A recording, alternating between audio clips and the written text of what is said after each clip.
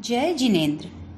दिल्ली ज्ञानशाला द्वारा कालू तत्व शतक प्रथम खंड के अध्ययन के क्रम में पिछले ऑडियो में हमने कषाय के 16 प्रकारों को उदाहरण के द्वारा समझा और उनसे होने वाले अभिघात को भी जाना।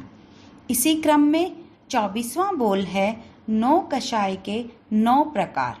सबसे पहले समझते हैं कि 9 कषाय किसे कहते हैं। 9 कषाय कषाय का ही प्रतिरूप होते हैं, परंतु कषाय से हल्के होते हैं और कषाय को उत्तेजित करने वाले होते हैं। यानी 9 कषाय से कषाय को बल मिलता है। इसके 9 प्रकार हैं हास्य, रति, अरति, भय, शोक, जुगुप्सा, स्त्रीवेद, पुरुषवेद और नपुंसक वेद। इनमें पहला प्रकार है हास्य। हास्य के 2 प्रकार होते हैं, स्मित और अट्टहास। स्मित यानी धीमी हंसी, मंद हास्य। स्मित से कषाय को सहारा नहीं मिलता, इसलिए वह हेय नहीं है। अट्टहास यानी ठहाका लगा के हंसना या मजाक बनाना। अट्टहास आगे चलकर कषाय में परिणत हो जाता है। कौरव और पांडवों के बीच हुआ महाभारत हास्य की ही तो परिणति था। यदि द्रौपदी कौरवों का उपहास नहीं करती तो संभव है महाभारत नहीं होता। इसके बाद है रति, अरति। रति का अर्थ है असंयम में अनुराग और अरति का अर्थ है संयम के प्रति उदासीनता। दोनों ही शब्द एक दूसरे के विपरीत शब्द हैं। इनमें चेतना की ऊर्जा यानी आत्मा की शक्ति या आत्मा की प्रवृत्ति विपरीत दिशा में होती है और आत्मिक निर्मलता मलिन होती जाती है। विपरीतगामी प्रवाह व्यक्ति को अशक्त बना देता है। भय, शोक और जुगुप्सा भी कषाय की उत्पत्ति के हेतु हैं। जिसके कारण भय होता है उसके प्रति द्वेष होना स्वाभाविक ही है। इसी प्रकार प्रिय के वियोग और अप्रिय के संयोग से व्यक्ति शोकाकुल, शोक विहल हो जाता है। ऐसी परिस्थितियों में ही जुगुप्सा का बीजावापन होता है। जुगुप्सा का एक अर्थ घृणा भी होता है और यह भी कषाय की उत्पत्ति का हेतु है। ये तीनों तत्व भय, शोक और जुगुप्सा आत्महित में बाधक हैं, इसलिए इन्हें भी समाप्त करने का प्रयत्न होना जरूरी है। स्त्रीवेद, पुरुषवेद और नपुंसक वेद भी 9 कषाय के प्रकार हैं। स्त्री की पुरुषाभिलाषा, पुरुष की स्त्री संबंधी अभिलाषा और नपुंसक की उभयमुखी अभिलाषा वेद कहलाती है।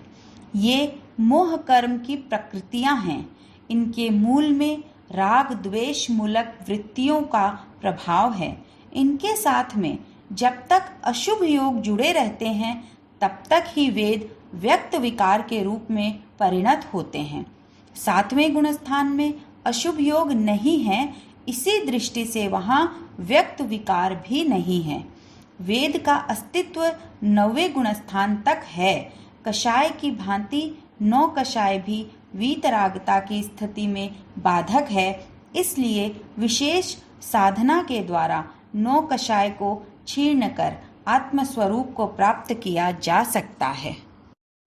25वां बोल है चारित्र के 5 प्रकार। सामायिक चारित्र, छेदोपस्थापनीय चारित्र, परिहार विशुद्धि चारित्र, सूक्ष्म संपराय चारित्र और यथाख्यात चारित्र। चारित्र का अर्थ है आत्मा की अशुद्ध प्रवृत्ति का निरोध। दर्शन मोहनीय कर्म के विलय से सम्यक्त्व उपलब्ध होता है और चारित्र मोहनीय के विलय से चारित्र प्राप्त होता है। मोहनीय कर्म की 28 प्रकृतियां हैं। दर्शन मोहनीय की 3 प्रकृतियां हैं, सम्यक्त्व मोहनीय, मिथ्यात्व मोहनीय और मिश्र मोहनीय। और चारित्र मोहनीय की 25 प्रकृतियां हैं, जिनमें कषाय की 16 प्रकृतियां और 9 कषाय की 9 प्रकृतियां, टोटल 25 प्रकृतियां। इनमें अनंतानुबंधी कषाय चतुष्क और सम्यक्त्व मोहनीय, मिश्र मोहनीय तथा मिथ्यात्व मोहनीय का संबंध सम्यक्त्व से है और चारित्र का संबंध है 16 कषाय और 9 कषाय से।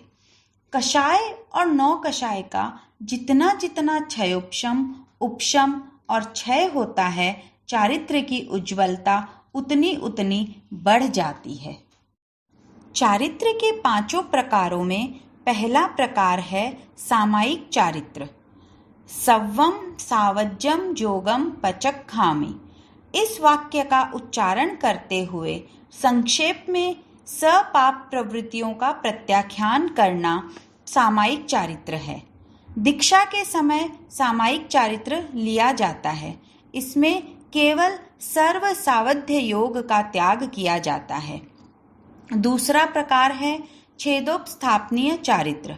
विस्तार से विभाग पूर्वक 5 महाव्रतों को स्वीकार करना अथवा पूर्व पर्याय को छेद कर दूसरी पर्याय में उपस्थापना करना छेदोपस्थापनीय चारित्र है। छेदोपस्थापनीय चारित्र में सावध्य योग का त्याग छेद या विभाग पूर्वक होता है।